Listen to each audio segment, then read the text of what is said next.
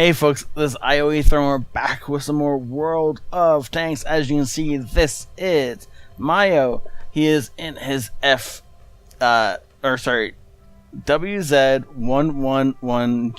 FT. I'm never going to be able to say that without looking at it. Though I did practice before this started remarkably enough. I still managed to get it wrong off the bat.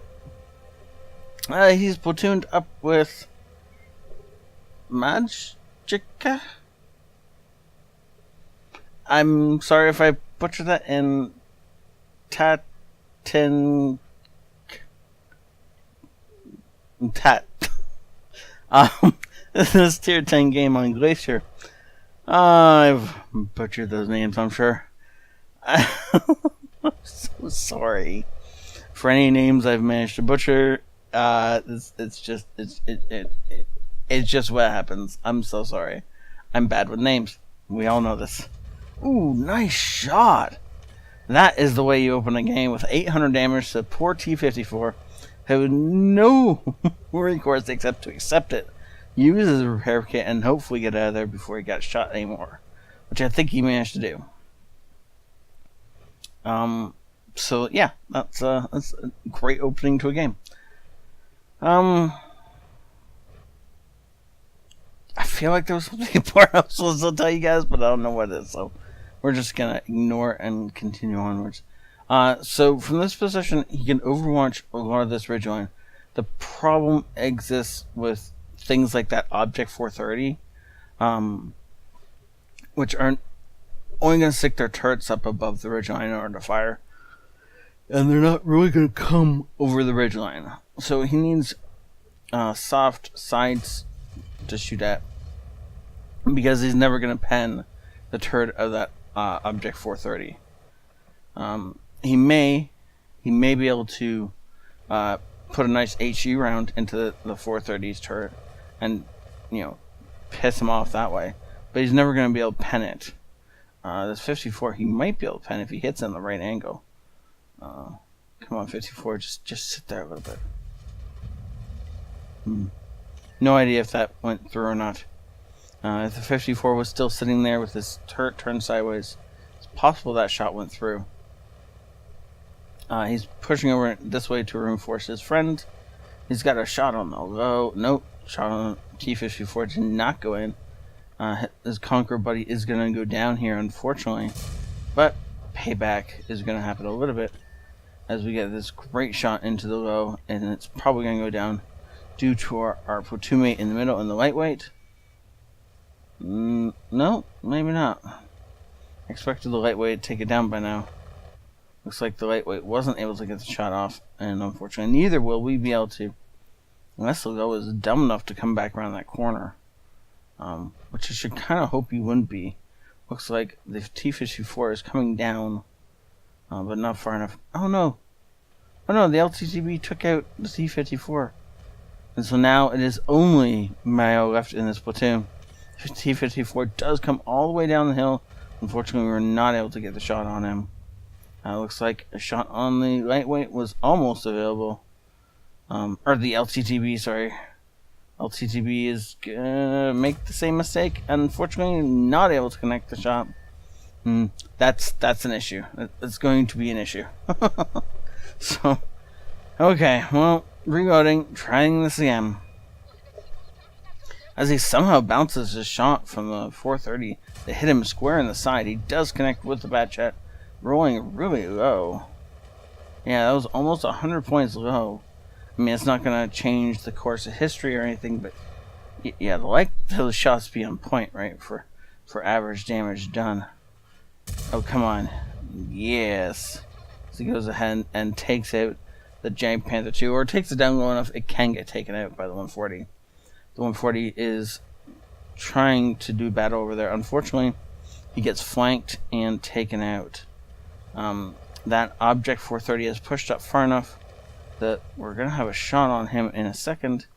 Though, if we keep getting the side of this, yeah, right? Unfortunately, that shot is also a low roll. Good lord. I mean, I know it's RNG, but when RNG seems to consistently roll lower than it feels like it ought to. It's annoying. It's really, really annoying. The Badger looks like he's got some problems. He's going to have 430 up behind him in a second. But first, we're going to go ahead and put that shot straight through that poor Go. Who, oh look, the LTTB crashed. The Go was trying to poke his head out and see if he could get a shot on somebody. Unfortunately for him, that's not how that worked. And at the same time as the LTTB crashed, our charioteer drowned. And we cannot see the VKB. That's annoying. But we can see the low. Oh no, we bounced him! Must have hit the gun mantle. Unfortunately, the VK has tracked us, and hopefully we have a repair crew on this, because otherwise that VK is going to be able to fire before we fix it. Nope. So close. So very close. Oh, there is something. That's a Scorpion. Wish we could have aimed a little bit more on that shot.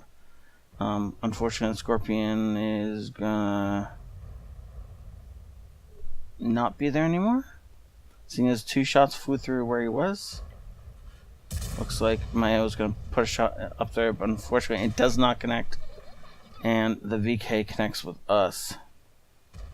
That's a situation where if that first shell had been aimed, because obviously he had all the time in the world to aim. If he'd aimed it all the way in, that first shell would have connected and killed the Scorpion. And that would have, that meant we would have been behind cover when the VK came back around and tried to hit us again.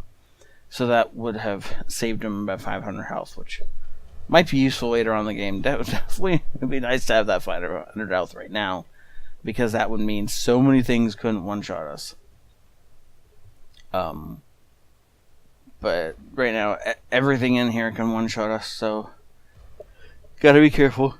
Gotta play this smooth and unskilled. Oh, looks like there's the Yagzilla and is that a T-30? Must be a T-30 moving down on the other side of the map, pushing against our ISM and our T-34.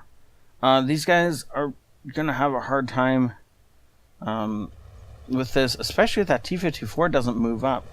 If the E1 was with them or could get side shots into them, then maybe that would help quite a lot. But if he's not able to do that, then this is going to, well, it's going to get very dead for these guys very, very quickly.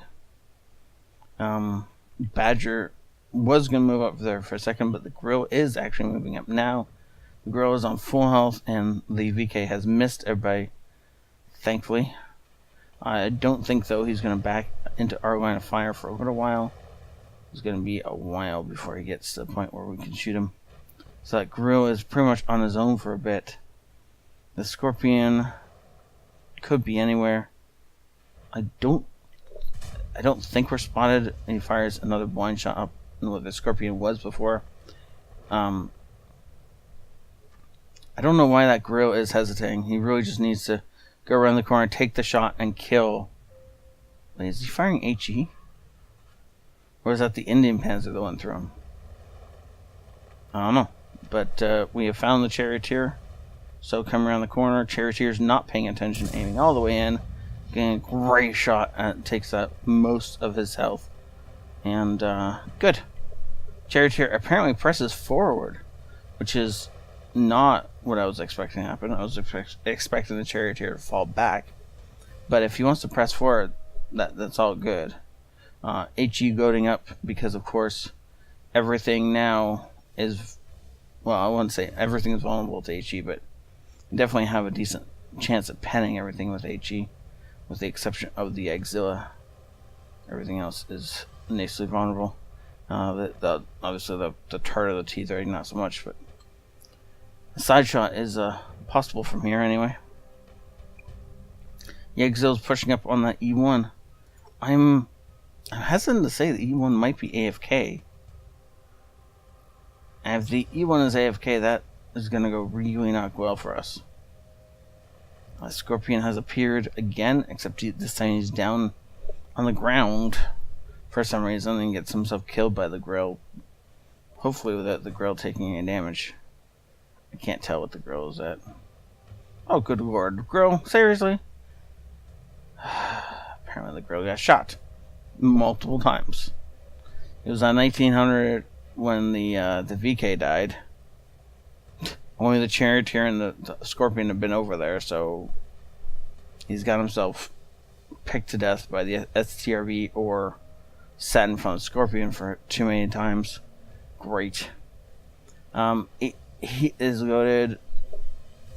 Just can't do anything about that because really, what else are you gonna do? You can't win the non-existent AP.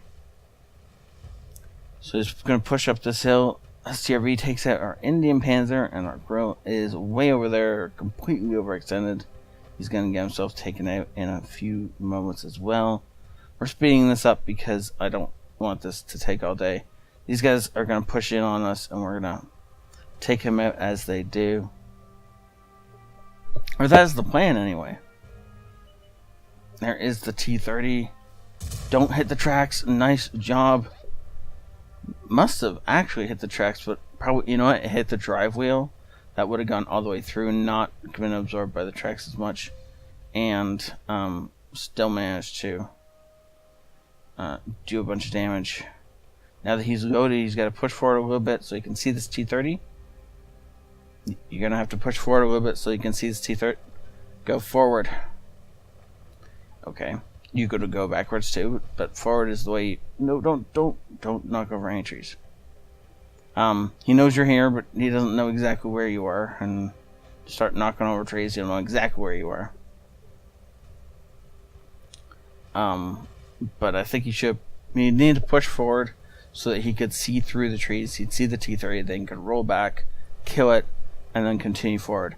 This whole falling back thing until you can't see anything is not a good plan. Unless you're trying to bait the T-30 out into the grill in the lake, which is still not a great plan. This is one of the first mistakes I've seen him make all game. That and not aiming in on that Scorpion G when he had the opportunity to do so. He needed to be pushing forward to the point where he could see the T-30 through the screen of the bushes, or the trees obviously, and then kill it, and then move forward. Oh, nice job.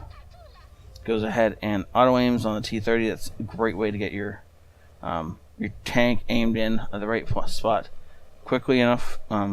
If you're in something like a non-turret tank destroyer or an artillery, and then he went and killed that thing. Now he's lit right this second, so wow, I guess about now he'll be unlit. The ioEther definitely knows where he is and where he's coming from. No. Knocked a tree down, which is unfortunate. Now he's hoping to maneuver this thing around so that oh, still knocking trees down. Yeah. Come on, the grill's got to be able to take a shot. If the grill can't shoot him, then... Oh, he's not looking at us. Ooh. You just bounced a Yagzilla shell. Where? I don't see it. I don't know where that thing connected.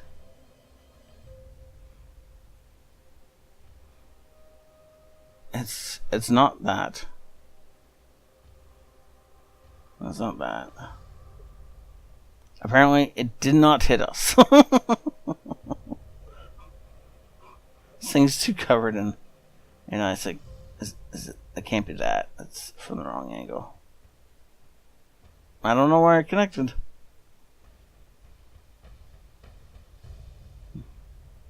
But wherever it connected, it didn't go through. I can't see where it connected. Unless it's right there. It's hard to see. That might be it. That might be a mark from a shell connecting. Either way, that's the best sound in the world, right? Okay, so a minute left in this game. You gotta go and find that STRV. If you hang back, you're gonna lose anyway. You might as well go forward. Yes, you've done over 6,000 damage. This has been a really great game. You blocked over 4,000. Considering the fact that he's not in a heavy tank or anything with some serious armor on it, like, you know, oh, for crying out loud. How long has that been playing? Oh well, I'm sorry if somebody was hearing an alarm going off. I didn't know it was playing until just that second, so. Come on, STRV, just poke your head up. No. Oh, the STRV was there. Unfortunately, either we missed him, or it didn't pen. He's loading some HE. He's got to go around and pop a shot into him. He's gonna try from a different angle, though. No, he seems to be backing up. You got to go forward. Yeah, 9 seconds, 6 seconds. Come on, you gotta go forward. Attack from a different angle if you want to, but nope, that's too late. Ah, so close. You know what? The best part of this game was still that Yagzilla attack. That was awesome. And good job on the aiming, by the way. I understand how incredibly you can just be like, the adrenaline's just going so hard, and you still managed to aim that shot really well and connected it, and saved the game right there. Good job. Let's jump over and see what his battle results were. So, Master Badge, First Class, Shellproof, Fire Effect, and Steel Wall. Wait a second. Why no high caliber? You had over 6,000 damage. Is that not 20% of the enemy health? And that E1 apparently did almost nothing. Great. Our top damage was the Badger, the AMX, and ourselves. And then it just like drops off so sharply after ourselves and the Badger. Just plummets. If these guys had done even like 300-400 damage more, this game would have been a victory. Assuming they did it to the SRB, right? That is so disappointing. But I guess the enemy guy did do 8,000 damage, so you do have to give him props for that. He walks 1,700 damage. Did we connect that last shell with him, by the way? STRV. We ricocheted one off. It doesn't say whether or not we connected it, though. I'd wonder. I can't help but wonder, right? Oh well. Made money on a draw. Good job. Base capture points. Well done overall. Good lord. Well done. The only piece of advice I have is next time you're battling in the woods like that and you hit a target, you need to then advance so you can respot them, so next time you load you can kill them. Because if you killed that T-30 when the Yagdriver was still on its way in, you could have killed the Yagdriver on approach. Yes, it would have ended more or less the same, but then it would have given you more time to then attack the STRV and find a way around it. I'm also not certain why. I guess the grill got himself pinned down, but it felt a lot like the grill tried to attack the STRV from the front instead of trying to circle around the back of the glacier, because he was already out there. He quite possibly could have circled around the back, and then had our hero and the grill communicated and formulated attack, they probably could have pincered the STRV, and one of them would have got an attack in, or at least one of them would have got close enough to fire and know where he was. But all that being said, it was still a great game, and it was a lot of fun to watch, and good lord did my heart stop with that Yagzilla. That was totally worth it right there. So thank you all for watching. Have a great day. This is ioEther out.